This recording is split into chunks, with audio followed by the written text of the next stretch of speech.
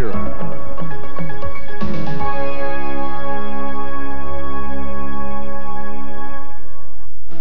The Computer Chronicles is made possible in part by the Software Publishers Association, which reminds you that software piracy is a federal offense. When a few people steal software, everyone loses. Additional funding is provided by CompuServe, by PC Connection and Mac Connection, by Byte Magazine and BIX, the Byte Information Exchange, and by Intel Corporation, Personal Computer Enhancement.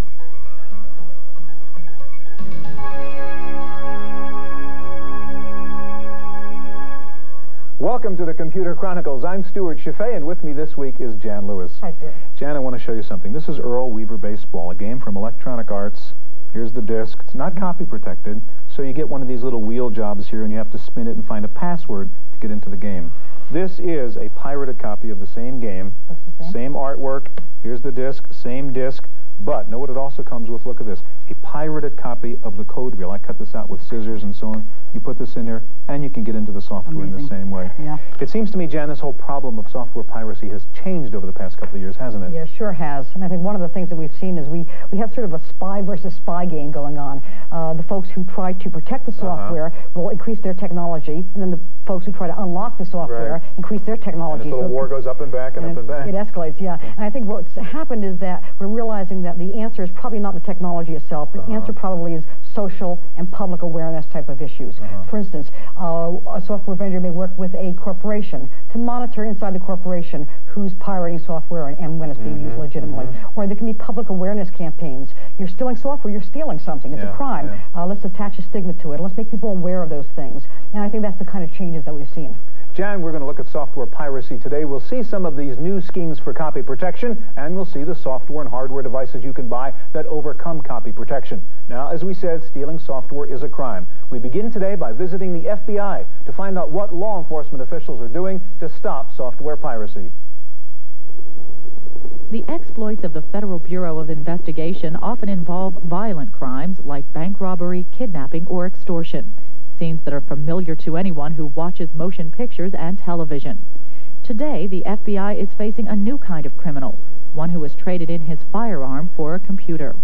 This sleek new crime is counterfeit software, and it has compelled the FBI to accommodate a less tangible sort of theft. Well, it's definitely made our job a heck of a lot more complex. When we talked about an investigated theft or counterfeiting of jeans or Rolex watches or any of those products, the physical evidence was right there. It had to be stored somewhere. If you have an importation of a million pairs of Levi's blue jeans, you could track that type of activity. Here it's much more difficult. So you're going to have to rely on not only the actual physical evidence, but also experts to help you go through the investigation. Some vendors estimate that 50% of the software in use today is illegal, but it's difficult to get an accurate figure. Personal computers are found in all kinds of businesses, schools, and government offices, including the FBI. The problem is that almost every computer user has the means to make an illegal copy without much risk. The actual counterfeiting of the products can be done fairly simply. The concealment of the product in order to get it out into the market is fairly simple. Detection is rather difficult. The potential for software piracy can exist even in secondary schools, where classmates might trade copies of games. But the Bureau stresses that its investigations focus on major offenders, where the crime can involve thousands or millions of dollars. For the Computer Chronicles, I'm Maria Gabriel.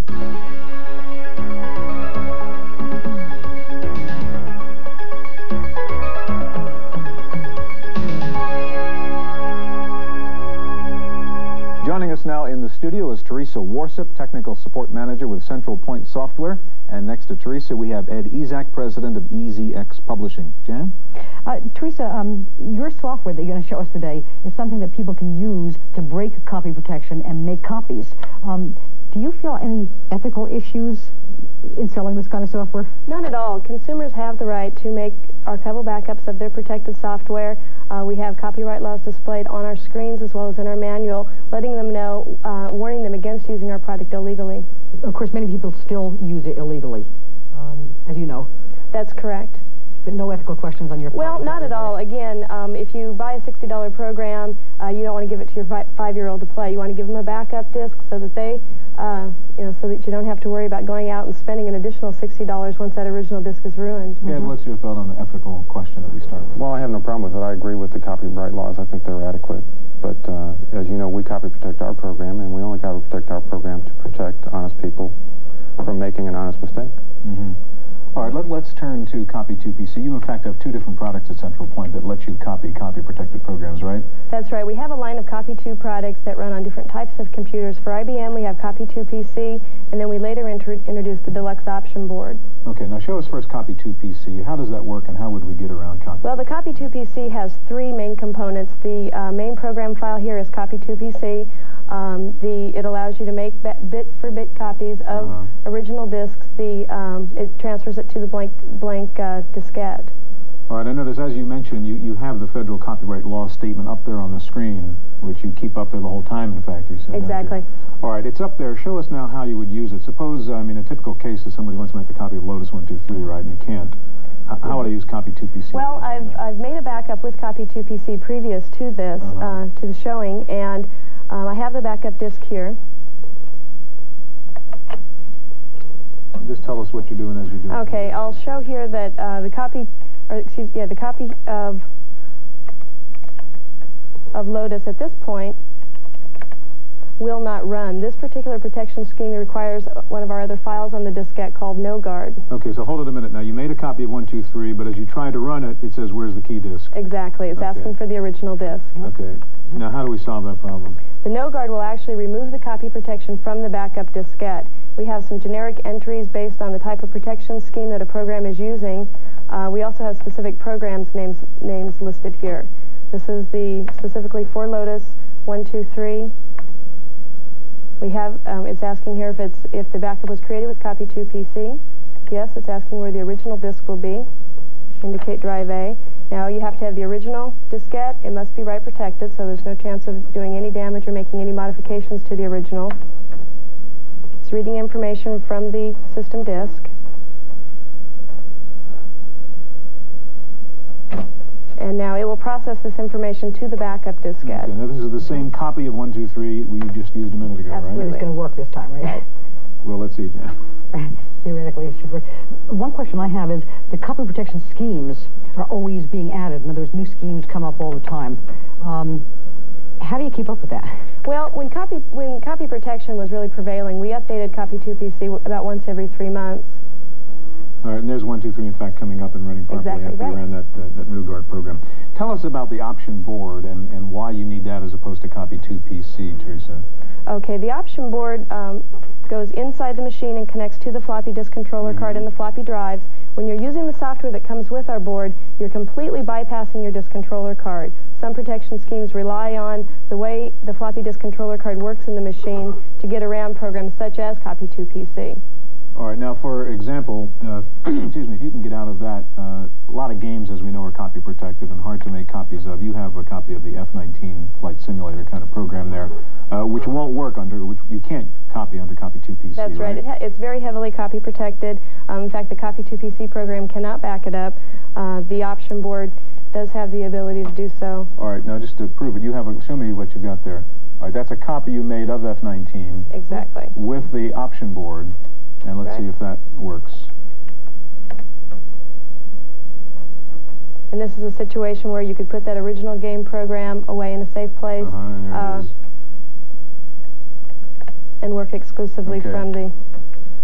Ed, I want to turn to you now, if I can, and the product you have, which is what, Easy Copy Plus? That's correct. How is your approach different from what we just saw from Central Point Software? Well, Central Point Software is obviously looking to back up copy-protected software. We're really not. We're interested in providing a means whereby a user, whether it be a small software publisher, large software publisher, large corporation who needs to distribute copies of the program widely, can make mass copies very quickly on a standard PC, XT, AT, or whatever.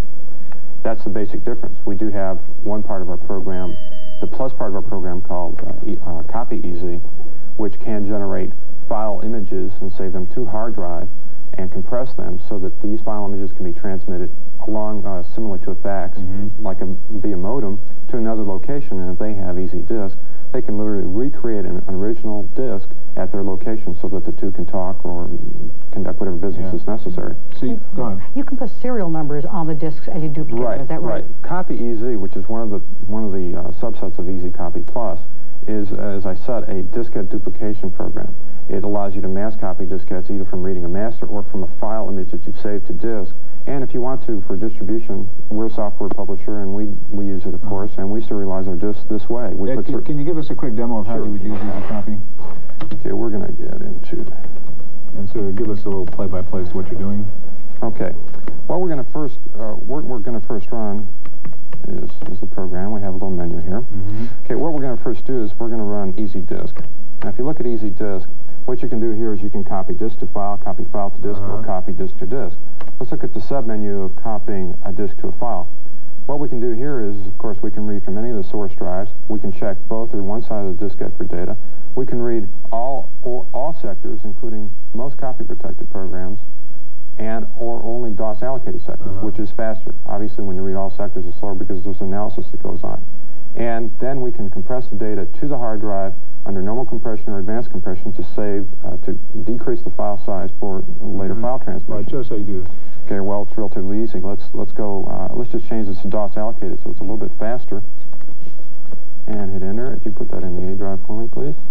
And it asks for a destination file name. I'll give it one. File name already exists. We're going to bypass it since we did before. And what it does is it does an analysis of the disk, realizes it's truly a DOS disk, as you can see over there, and then reads the contents, 40 tracks in this case, and stores it into the file. And stores it into a file. First, it does it into RAM memory, and then it stores it into the file when it's done. After that time, what you can then do is take that file, transmit it via modem, or call it up 2, 3, 10 weeks from now, whatever. Now, your program is copy protected, is that right?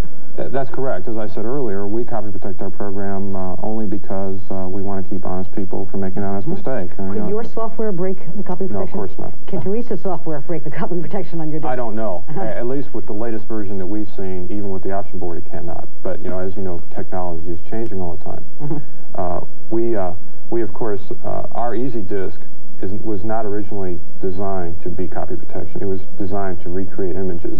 So as a result, we don't make any claims about copy protection. We say it may or may not, but in most cases it does. Teresa, Ed, thank you very much. Now, one of the main tools in the business world in protecting against software piracy is self-enforcement, or a kind of corporate honor system. We have a report on one company's policy on software piracy.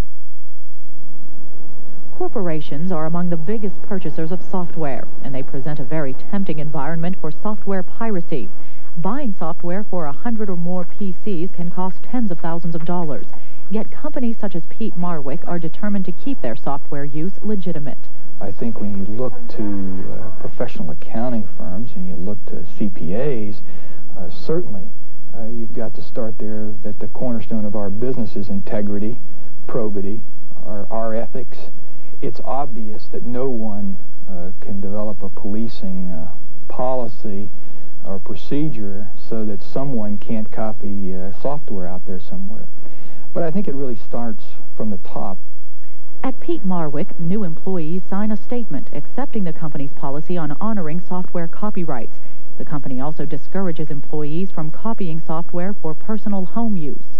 What we have done is that we've installed the software into libraries that are fairly complex, and for many of the people that are using the software, it's complex enough so that they aren't able to readily figure out where the various pieces of the software are that they would need to copy to get a complete set of files in order to take that with them. So we have some kind of confidence that the software won't be copied from doing those things. In the end, companies like Pete Marwick have to depend not only on policy, but on a program of trust and education to ensure that employees use software in a responsible way. For the Computer Chronicles, I'm Maria Gabriel.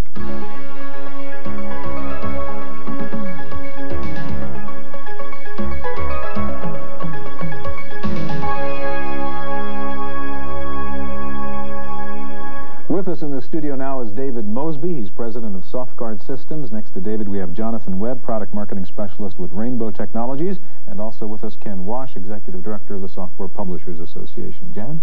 Ken, the software products that we saw in the previous segment that helped decode copy protection schemes, do you view these products and these companies as the enemy? Well, not necessarily. All users have what we call a Section 117 right, and that comes from the Copyright Act. They have a right to make a backup copy. But making of any other copy is a violation of federal copyright law. Mm-hmm.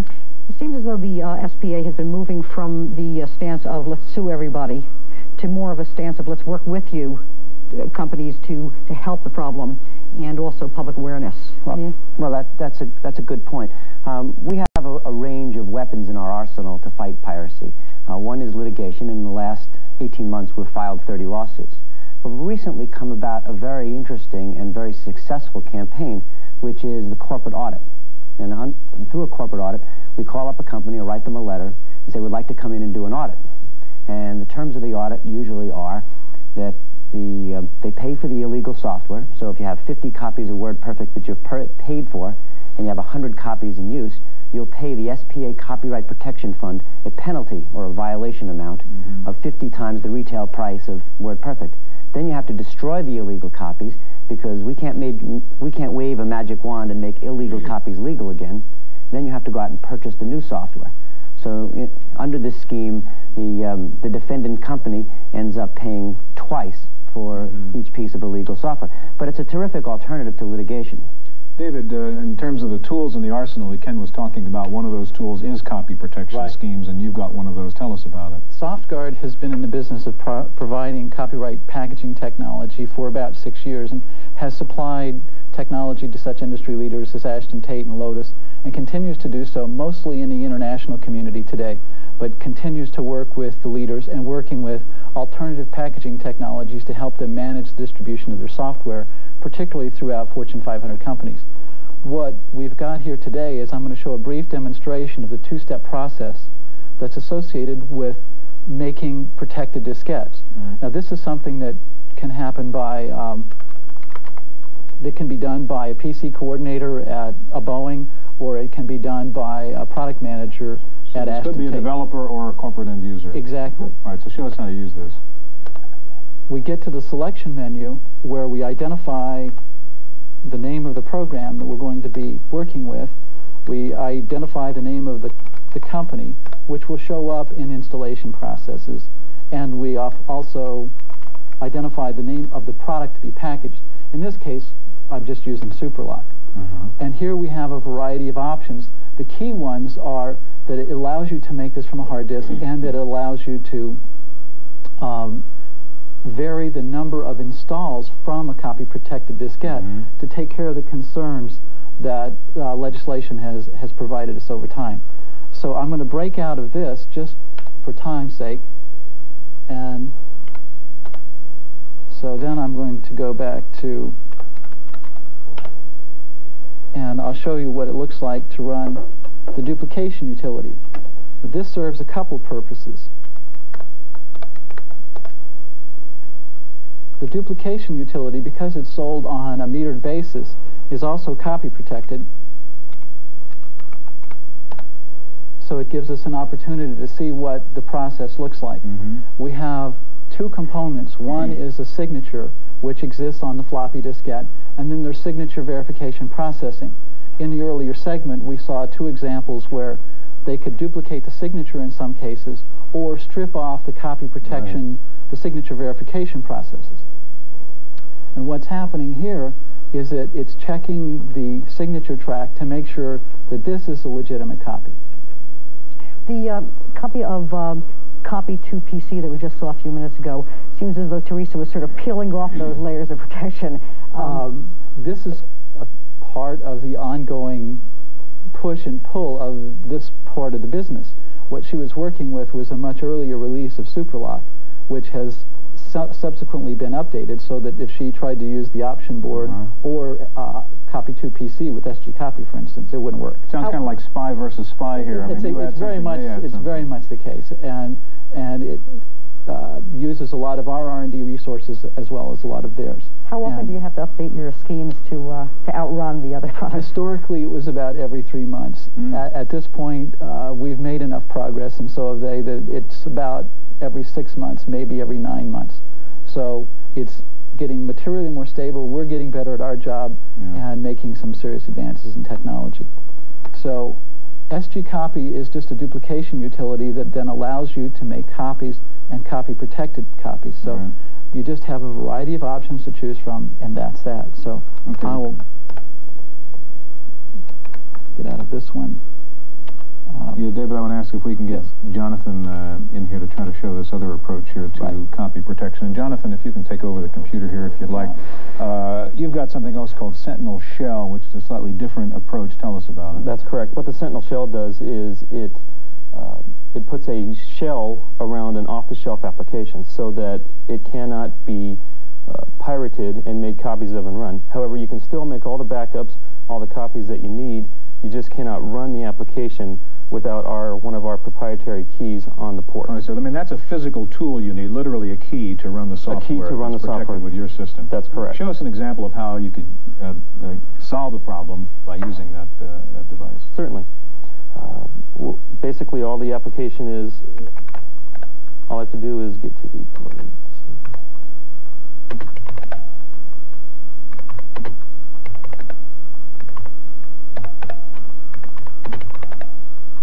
Okay. What I have to do is I have to run our application, what we call Sent Shell, and then type in the name of the application that I want to protect. In this case, I'm protecting Harvard Business Graphics. And the command is very simple. There is an hd.exe for executable. Okay, so say I'm a company, I've got Harvard Graphics, I want to control the use of this. That's correct. And this is what I would do to Right, you're a network administrator or you're a manager of many. So what happens when you then run Sent Shell? When I run this program, it will encapsulate this program, putting a shell over the application, and that shell can only be unlocked with the proper key attached to the parallel port. So what's it doing right now? Right now what it's doing is it's actually encrypting parts of that application and storing it back on the hard disk.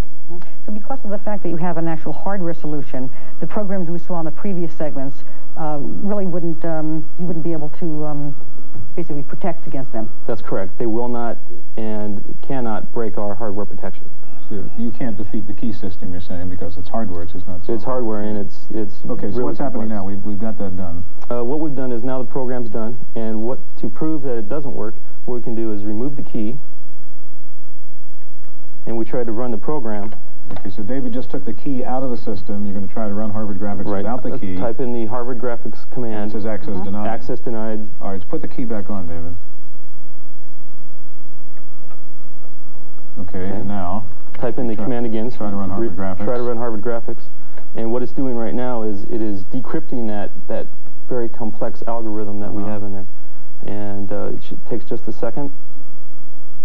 And there's Harvard Graphics with the key on. Yeah. And a network administrator would deliver one copy of the software with one key.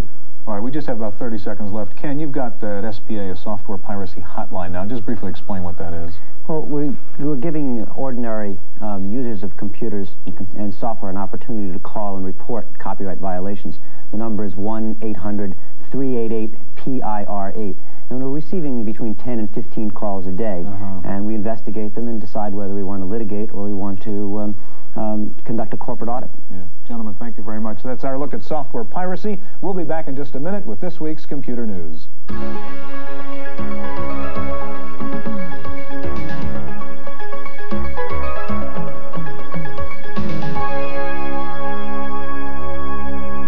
In the random access file this week, lots of aftershocks to the big Windows 3.0 announcement from Microsoft. The first real Windows 3 application is Toolbook from Asymmetrics. Toolbook is described as a software construction set to design graphic front ends for applications running under Windows 3.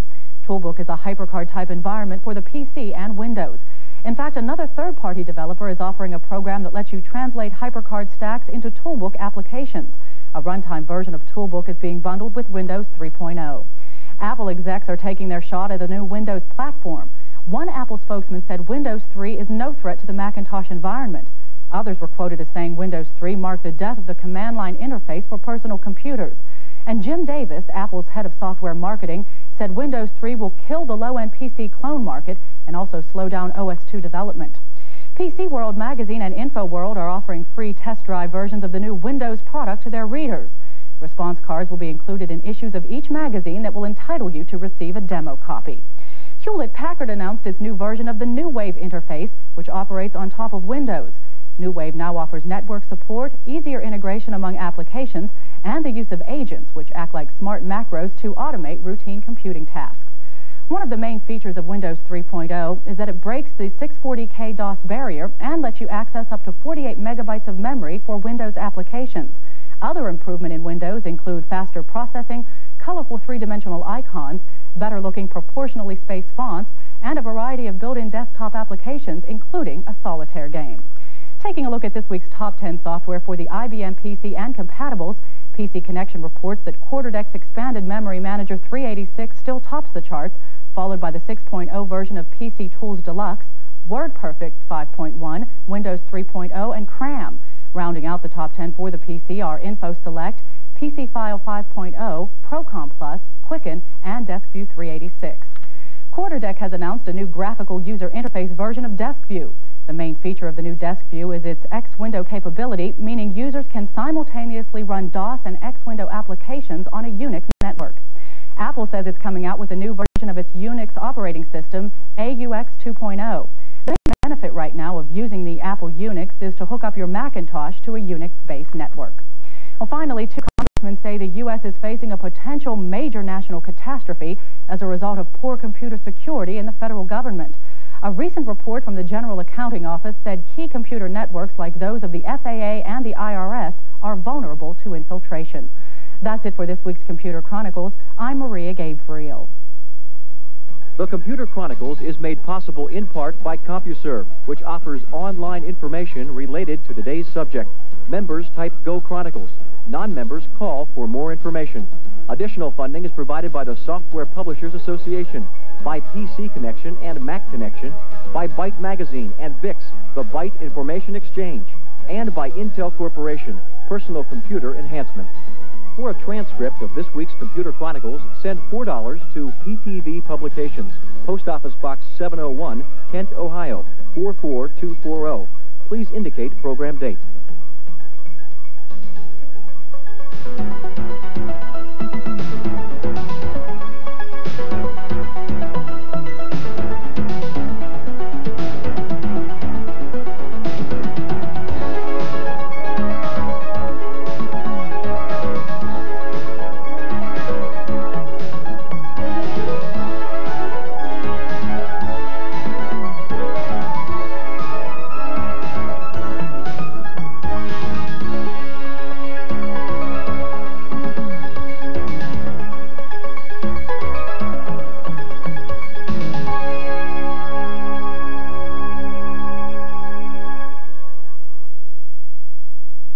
Computer Chronicles is made possible by contributing viewers in partnership with Burgoyne Computers Incorporated, bringing Utah a full range of quality computer products and service since 1975 in downtown Salt Lake City and now in the Mid-Valley Family Center. Celebrating KBYU, a part of your life for 25 years. And that's one thing I've really appreciated is the guide that challenged.